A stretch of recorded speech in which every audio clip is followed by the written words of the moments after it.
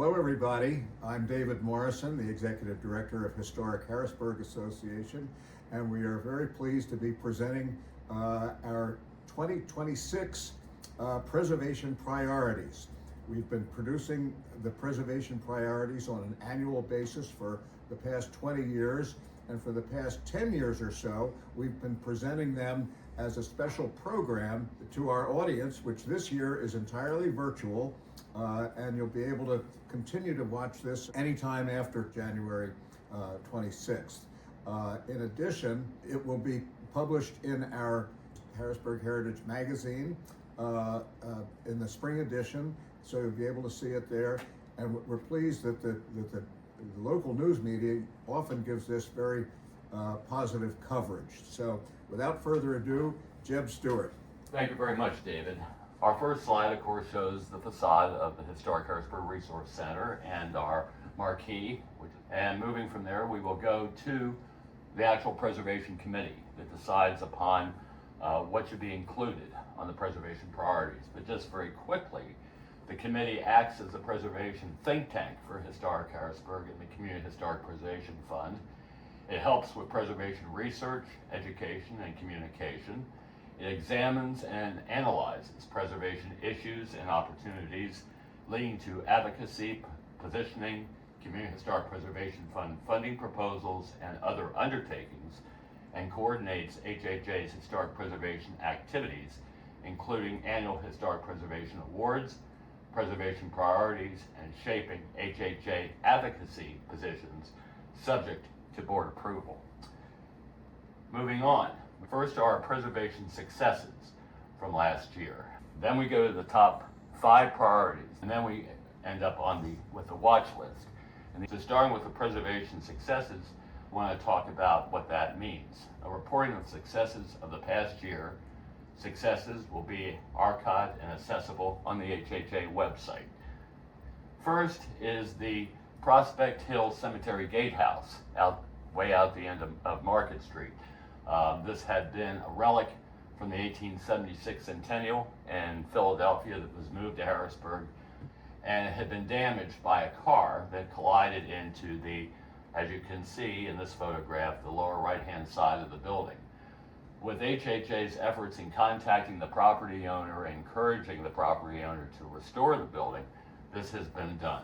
You can see currently this damage has been restored, and the stone face of the permastone actually was restored and melded with the rest of the building, so you really can't see that there was an issue there. Very well done, and thankfully the building is now considered a success from that standpoint. The other, which we had on the list before, is the historic Nauman Mansion, which is at the corner of North Front and Barber Streets. This building had been on the market for sale for a number of years. It's a wonderful Georgian Revival townhouse that goes back and has quite a legacy in terms of its prior ownership.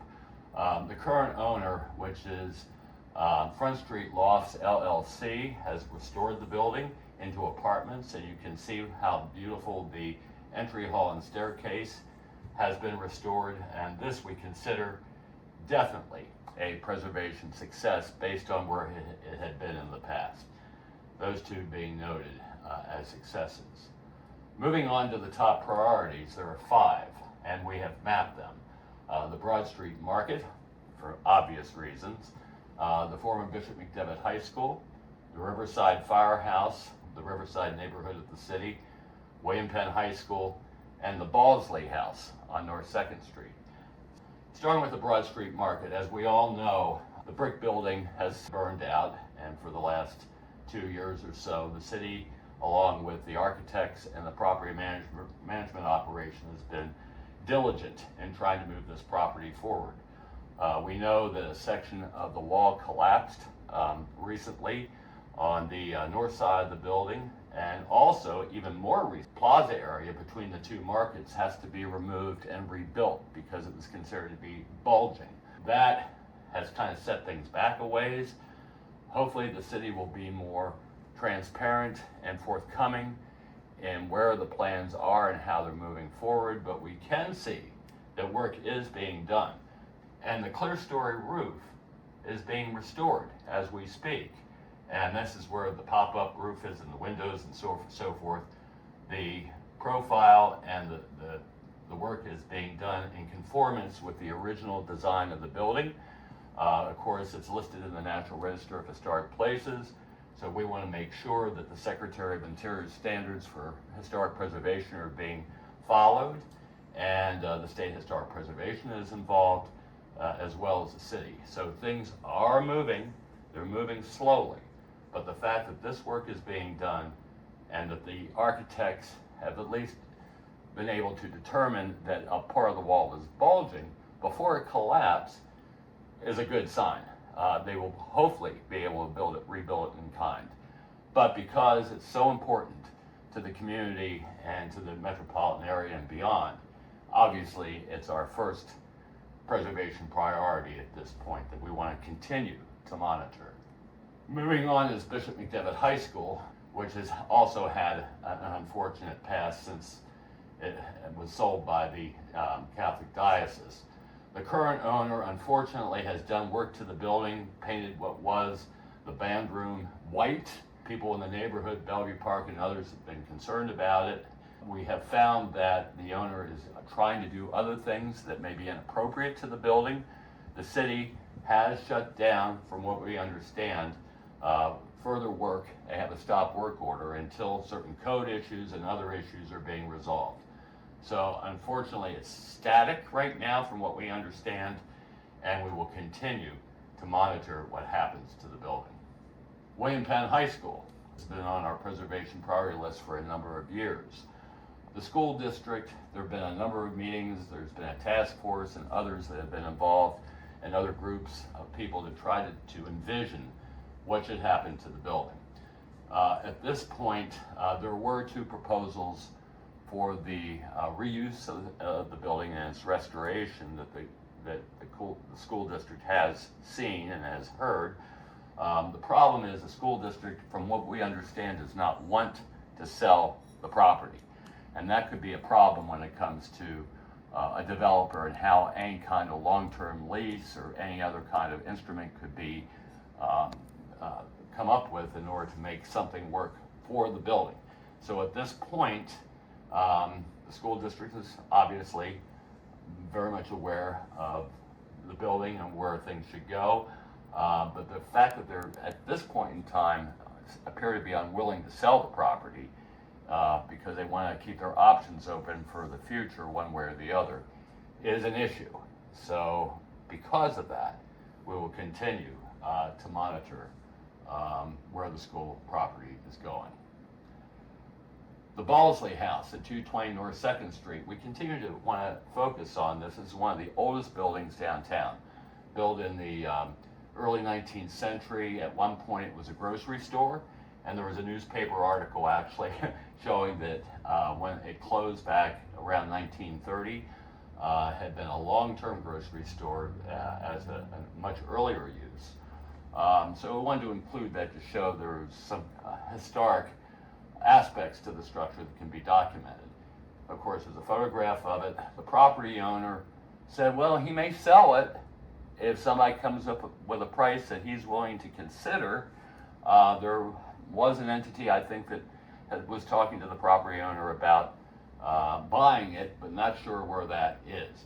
The property owner probably has also indicated that he'd be willing to rent the property, but for an appropriate use. It could be a bakery, it could be a gift shop, it could be a number of things. But for now, nothing's moved, nothing's happening, and we just have to continue, of course, to monitor where this goes. It's really a cool place because of its age, and actually where it's located, right by the parking garage, right by Tom Sawyer's, right by entertainment venues. It has a lot of potential, so we want to include it for that reason. And then the last is the Riverside Firehouse up in the Riverside neighborhood. We've talked about this before. It's been on our priority list. The firehouse really consumes two properties. One is owned by the city, and the other is owned by the redevelopment authority.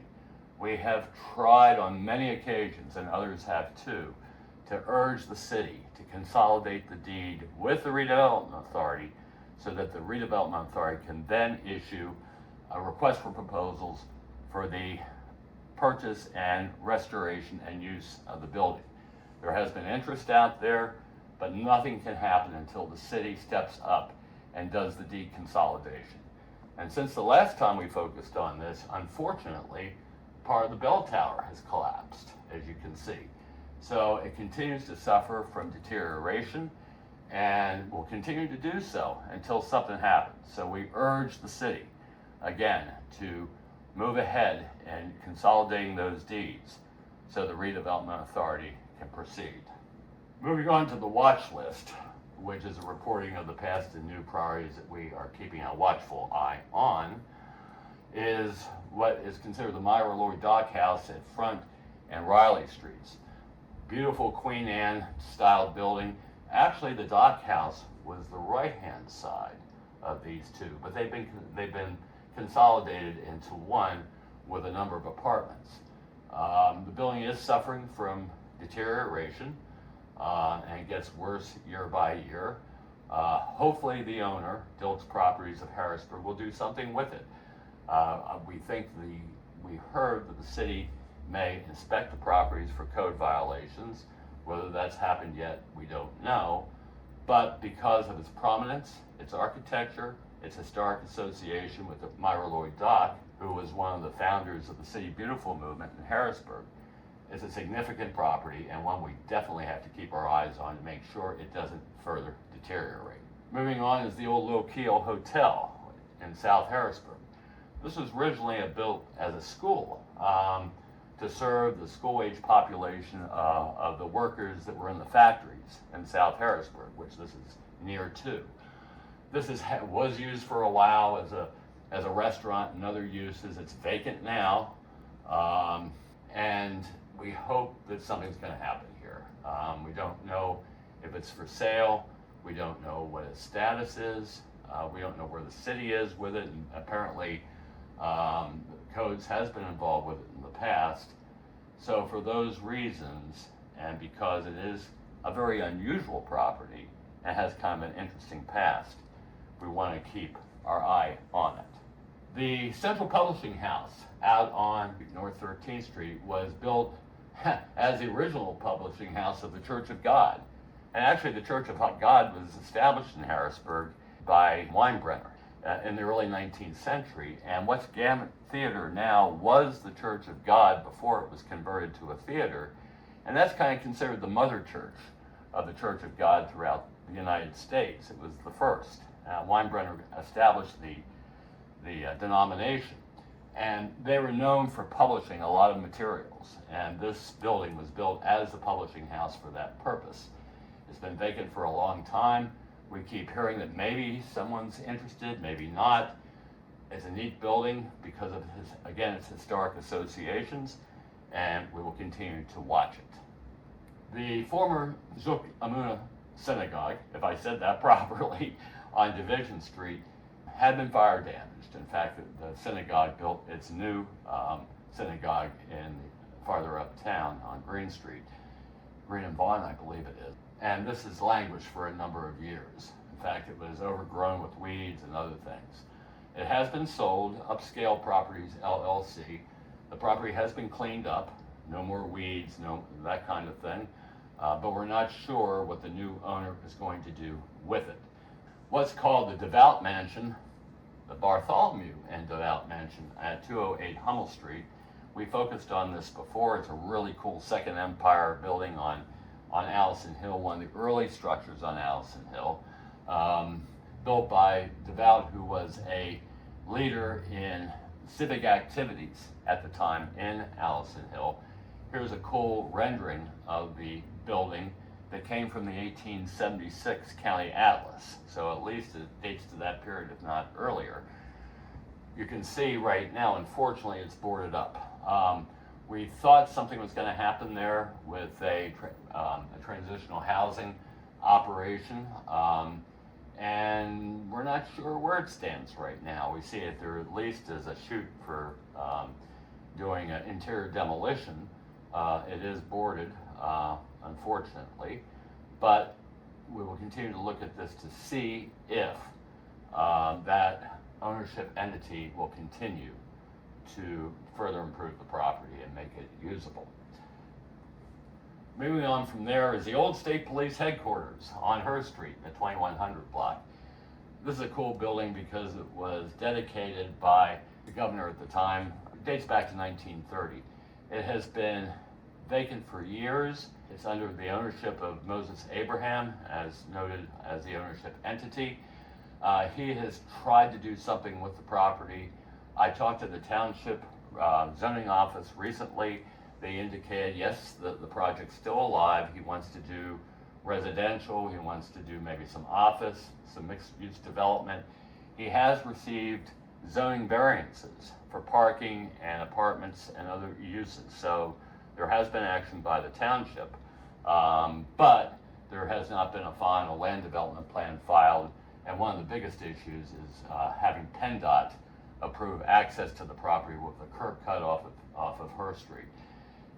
At the same time, this diner that used to be across the street on Hurst Street was moved. I think it was moved in the middle of the night. No one knew that it happened. Right next door, it's all one property. So this is on the same property, and these guys know each other apparently. And we'll see if the diner will come to life. It may, but again, something we are continuing to monitor. The Myers Mansion at 213 North Front Street, Dauphin County Bar Association has elected to sell the property. It's a landmark, it's a Front Street landmark. Beautiful Queen Anne style building, lovely interior, a lot of paneled wood, really a cool place. Hasn't been sold yet, so we want to watch it. We want to see what's going to happen to it. The Market Street Bridge. This goes back a couple of years. There's going to be a major restoration project on the bridge and other things that involve lanes and bicycle paths and so forth. However, there's a secondary utility bridge that was proposed to the south to bring in all the infrastructure from City Island that's required into the city, into the downtown. And as part of that, it's our understanding, there will be a bike lane or a pedestrian lane on that utility bridge. It hasn't happened yet. PennDOT asked us to make comment and consult with PennDOT a couple years ago over the restoration proposal for the bridge, and this is what we produced, showing various elements to the piers and the color that should be done if they were going to do any work to the archways and underneath, and also the utility bridge and how that should be treated aesthetically, and how the utility bridge should match in many ways the design of the Market Street Bridge to make sure it's not a glaring intrusion. And we hope that PennDOT has taken Historic Harrisburg's comments seriously, and that's what this panel represents as to what Historic Harrisburg communicated to the PennDOT folks. Again, work has not started on the bridge yet. We thought it was going to. It hasn't started yet, but it's something we're going to watch. The 19th State Armory, this has been on our list for a long time. It's listed in the National Register of Historic Places, believe it or not, but it is. It's owned by the city. Don't know what's going to happen to it, but because it's on the register, the investment tax credits would be available to a developer that wanted to take advantage of that kind of opportunity. So the question is, for the future, what's happening on South 19th Street? What may make this more desirable in the future? And again, something we want to continue to monitor. The Cumberland Valley Railroad Bridge has been on our list for a long time likewise. It's owned by, Capital Area Transit, but there have been issues about the use of the bridge, whether it could be a bus lane, whether it could be a pedestrian bridge, a bikeway bridge. There were issues with Norfolk Southern on the western entrance to the bridge on the Lemoyne side that has created some obstacles apparently in terms of moving anything forward with this bridge.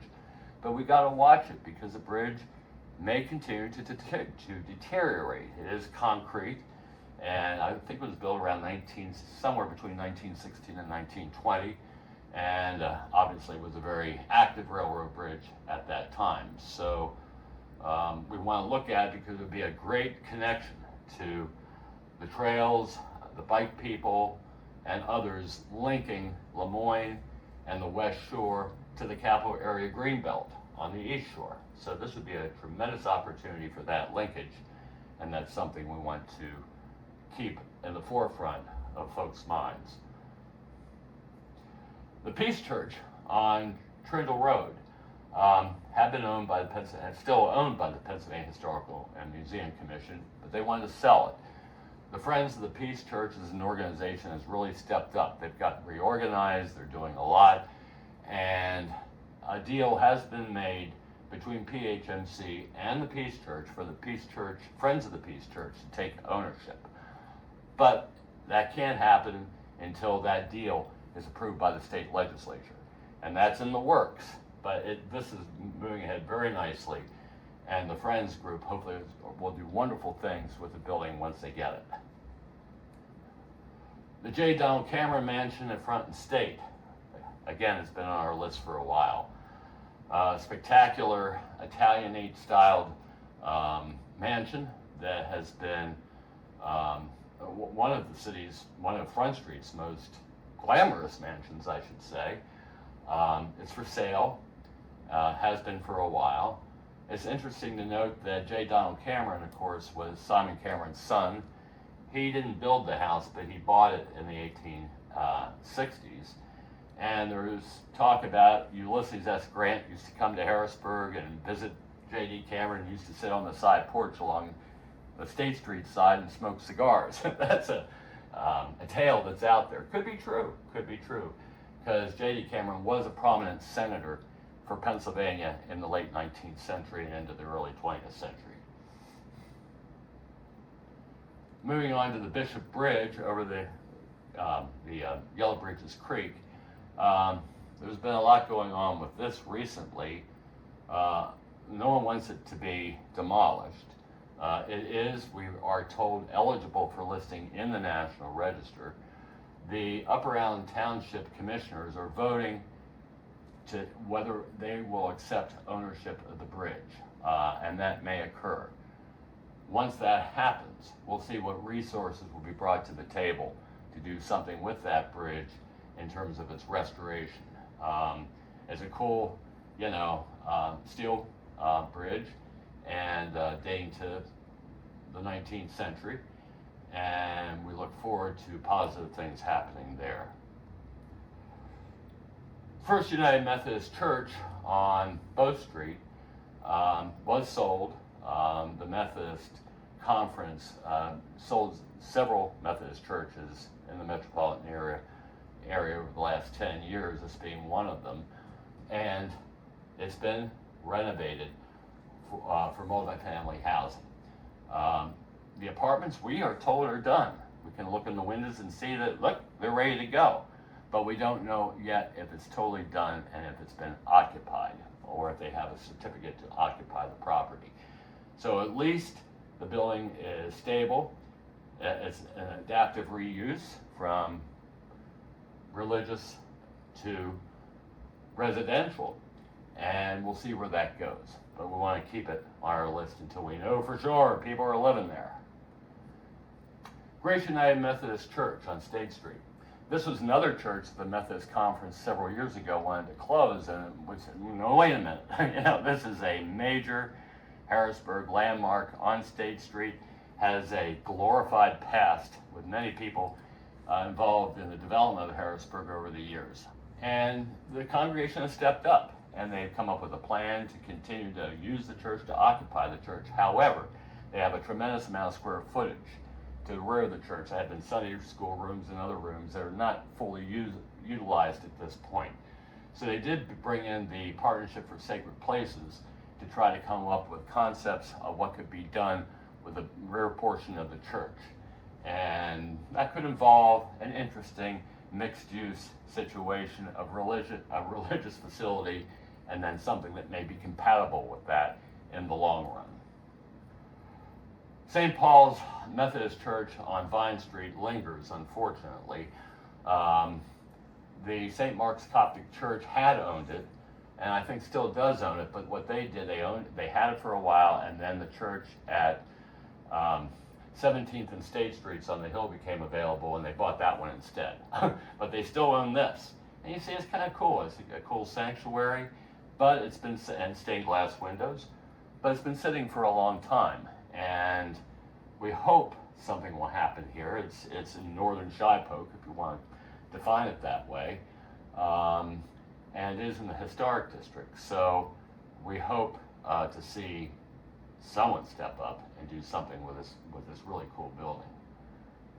The Harrisburg State Hospital, of course, we're well aware of what's happened there over the last couple of years with the demolition of most of the historic buildings on the site by the state for new laboratory buildings, and that's something that they were going to do no matter what. However, they agreed to keep the most historic properties on the site, which is the original administration building. These two buildings, one was it was a museum for a while, and now the contents of that museum from the state hospital were moved to the state museum. The chapel, which is a significant building architecturally, and these two buildings date to the 1850s. So they're the original buildings on site. The administration building dates to the 1890s, and this is around the same period. So the state has agreed to retain these buildings and to use them along with the trees that are part of an arboretum in that area, the oldest part of the state hospital, which is the Patton Arboretum. So we will continue to watch this because they're not done. They're doing work out there. We'll see what happens. The Paxton Firehouse on South 2nd Street, cool Art Deco design building from the 1930s, has been vacant for a while. Whether it can be reused as a fire station, we're not sure. There's been interest, even I think expressed by the city, that maybe that could happen. But in the meantime, it's vacant, and to our knowledge, it's not for sale. I don't think it is. So let's see where this goes. Let's see if the city does anything with it. The Camp Curtin Church on North 6th Street was on our list for a while because it was vacant. We didn't know where it was going to go. It is individually listed in the National Register of Historic Places. And it's important because of its Civil War background being, not that it didn't date to the Civil War, but when it was built, there were sons of Civil War veterans called Sixteeners who were involved with the fundraising and construction of the church. It's really a beautiful facility. It's Romanesque in style. In the sanctuary, there's a very noted painting of Christ looking down to a Civil War wounded soldier. And there are other Civil War icons throughout the church building itself. And of course, it's right next door to the Camp Curtin Park, small park. It's state-owned, and there's a statue of Andrew Curtin in the middle of it. So it's kind of a Civil War cluster on land that had been Camp Curtin at the time during the Civil War. Camp Curtin stretched all the way from Maclay Street, practically up, not all the way, but practically up to Division, and between 7th and 5th Street. So it was, if you ever see a book called Civil War Harrisburg, get it, because there's a lot about Camp Curtin in that book, and it's very interesting. I've read it. Since more recently, however, the building has been sold and purchased by this ministry group up here, and is being used. They are having services several times a week. So thankfully, the building is no longer vacant. They're doing a lot of work on the inside with sweat equity, volunteer services, and so forth to improve the building, and it's now being thankfully used. We want to call it a success yet, because we want to make sure that they continue to improve the property. Once that happens, we may move it to the success category. The Atlas, what's called the Atlasville building or the former Brotherhood Relief and Compensation Fund building at North 6th and Maclay Streets. Thankfully, the exterior has been restored. This building had languished for years. It was in terrible shape. It had been used as the railroad union operation. I don't have quite the right language for that, but when it was built in the 1920s, it was heavily used. And when it was designed, the owner at the time designed it so that an apartment building could be built on top of it, like a 20-story apartment building. So it was framed and structured and so forth so that could happen, but it never did. But it's an interesting tale about this building. It remains vacant. It's restored on the outside. I mean, it's great considering what it had been and with outside lighting and so forth. But because it's vacant on the inside and we don't know where it's going, we want to continue to watch it. The Walnut Street Bridge. We want to continue to monitor the span from the eastern span from downtown to City Island to hope that the lighting will be upgraded to LED lighting and will be thoroughly lit as it had been a number of years ago. So for that reason, we want to watch it.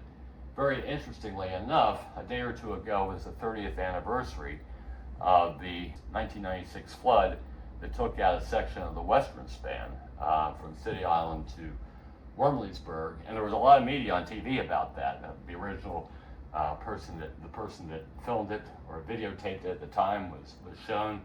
So that kind of brought us back to thinking, yeah, let's think about this western span again, see if anything can happen. PennDOT said, yeah, it cost $23 million to restore it. May not be one of their top priorities, but we'll see. We'll see where it goes. This is a new one, the Captain John Gilchrist Homestead on the Linglestown Road, and this is something that came up recently. This house really is old. It goes back to the 1750 as a colonial era farmhouse that was the home of Revolutionary War patriot John Gilchrist, and he had 3 sons who served in the Continental Army, and we were afraid it was going to be demolished. We heard it was going to be demolished. It was sold for professional offices. Lo and behold, we drive out there recently and see a for sale sign on the property. So we're not sure what's going to happen to it. And it's cool, even though it's not in Harrisburg, it's close enough. And it's interesting because of its age and from the 18th century. And also, we know who built it, who owned it, and so forth. So it's an interesting property, and we want to continue to monitor it. So, with that said, thank you. We appreciate your watching the video of our preservation priorities.